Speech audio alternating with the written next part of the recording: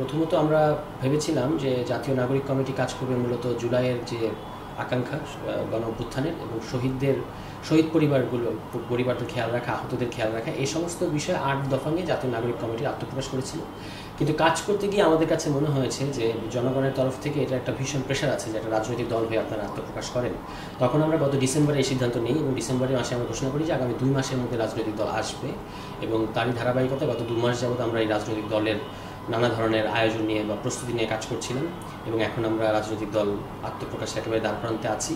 আমরা মনে করি যে বাংলাদেশে যে একটা দ্বিদলীয় যে রাজনীতি আছে তার মধ্যে এক দলকে আমরা সর্বশেষ ফ্যাসিবাদের সাথে জড়িত দেখলাম এবং তারা এখন দেশ থেকে অলমোস্ট পলাতক কিংবা পুরো দলটা একটা আন্ডারগ্রাউন্ড দলে পরিণত হয়েছে।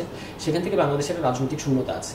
আমরা এই রাজনৈতিক শূন্যতা কাটানোর চেষ্টা করব এবং বাংলাদেশের গত 53 বছরের সুশাসনের অনেক ঘাটতি আছে, জনগণ গণতন্ত্র পাচ্ছে না, তারপর হচ্ছে অন্যান্য যে সার্ভিস, অর্থনৈতিক বৈষম্য আছে, অনেক নানা ধরনের সমস্যা জনগণের আছে, রাজনৈতিক, সাংস্কৃতিক, ধর্মীয়, অর্থনৈতিক। এই সমস্যাগুলো আমরা চিহ্নিত করেছি আমাদের মতো করে এবং সেগুলো আমরা ধরে এই রাজনৈতিক দলগুলো কাজ করবে, মানে সেগুলো বাস্তবায়নের উদ্দেশ্যে রাজনৈতিক দল কাজ করবে এবং সেই উদ্দেশ্যে আমরা আগামীতে বাংলাদেশের রাষ্ট্র ক্ষমতায়, মানে জনগণের ভোটে রাষ্ট্র ক্ষমতায় যেতে চাই এবং যাওয়ার পরে এই সমস্যাগুলো যেগুলোর কথা আমরা বললাম, এই সমস্যাগুলো আমরা হয়তো বাস্তবায়ন করব।